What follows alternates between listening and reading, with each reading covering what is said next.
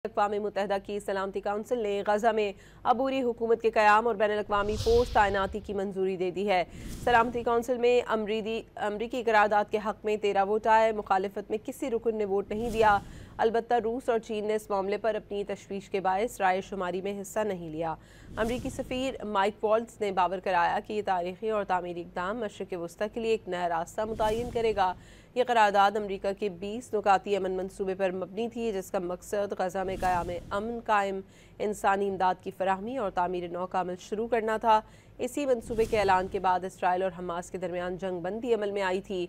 गजा में तैनात की जाने वाली बैनुल अक़वामी फ़ोर्स को गजा की सरहदों और शहरियों के तहफ़्फ़ुज़, इमदादी कोशिशों की मुआवनत और हमास और दीगर मुज़ाहिमती गिरोहों से मुस्तकिल तौर पर असलहा वापस लेने की जिम्मेदारियाँ सौंपी जाएंगी।